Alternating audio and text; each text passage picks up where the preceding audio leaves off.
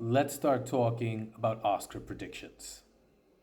What's up, everybody? So, the other day, The Hollywood Reporter published an article written by Mr. Scott Feinberg where he talks about all the movies and performances that he believes will get nominated in the major awards for the Academy Awards next year.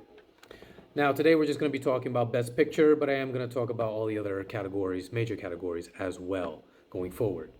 Now, first, let's look at Best Picture.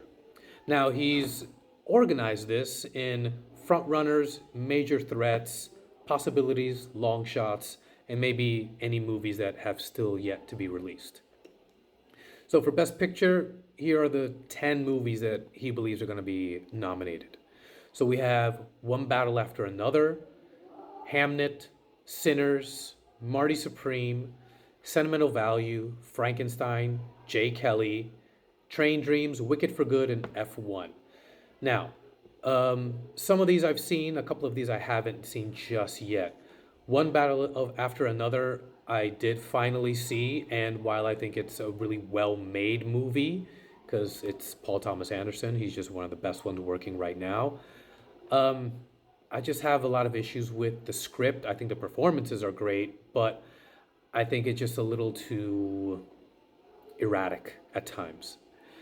Hamnet, haven't seen yet. It hasn't been released. Sinners, absolutely is. I think will get nominated. It's that and Frankenstein are my two favorite movies of this entire year. Marty Supreme, I hear some really, really great things about. I haven't really said anything about the trailer yet, but I will. And I think the main thing I love about it is the premise. I mean, it's a movie about ping pong. I would have never guessed in my entire life there'd be a sports movie about ping pong. You know, as much as I love Forrest Gump and that entire section of how good he is at ping pong, I never thought there'd be a whole movie based on about that. Jay Kelly hasn't been released yet. Train Dreams, still haven't seen yet. Wicked for Good, that review is going to be coming shortly, which I really did like. I just don't think it's worthy of Oscar consideration. And F1, look, I loved F1.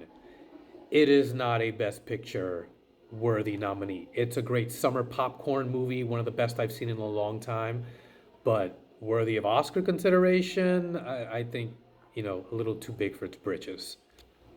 Now, major threats, we got a handful of movies. It Was Just an Accident. I have yet to hear about that movie. A House of Dynamite, I loved. I think it should be in that category, like switch it out with F1. Begonia, I haven't seen it yet, but there's a lot of buzz on Jesse Plemons' performance as well as Emma Stone, so I'm looking forward to that. Rental Family, I love the premise. I got mad love still for Brendan Fraser. I feel like this also should be bumped up. I think, it already feels like one of those heartwarming movies that you would have seen sometime in the 90s. So I dig that. And No Other Choice. I've never heard of that movie before. Now, some possibilities. We got The Secret Agent, which I haven't seen yet, but it's a Brazilian movie starring Wagner Moura, who I think is one of the best actors. Definitely from Brazil. And I've mentioned it a couple of times in other previous videos. I think Brazilians are the best actors in the world.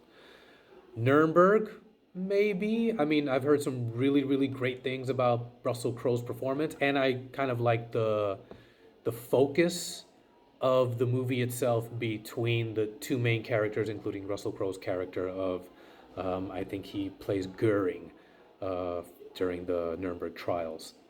Hedda, never heard of it before. Weapons, I think definitely I'd put in the category of major threat, not just possibilities. I think it's one of the best horror movies, definitely of the last 5 years, maybe even 10. Springsteen, Deliver Me from Nowhere, I thought it was kind of eh.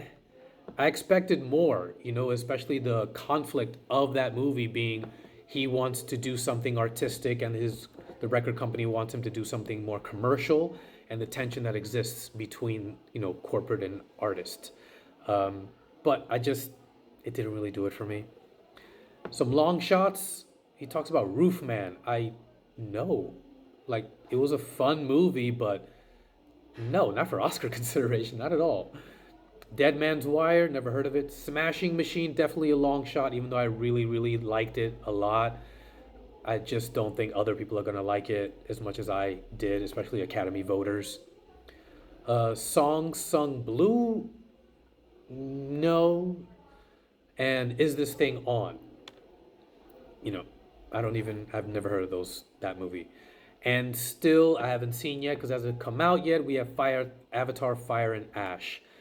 Um, I don't think it's gonna be as impactful as the first Avatar movie. Maybe it'll be, one of those movies that generates a whole bunch of money, just like the first two. But I mean, I saw a video recently from the Critical Drinker where he talks about the Avatar phenomenon, where these are incredibly profitable movies, but after about a day or two, you couldn't really remember it, or it doesn't really hit you emotionally. It hits you from a momentary standpoint, but after that, it's very forgettable, which I tend to agree on with both movies so far. Maybe the third one will surprise me. Who knows? But yeah, those are my thoughts on current Oscar predictions. What about you guys? Let me know what you think in the comments below. Smash that like button, give me a follow, and I'll see you guys next time.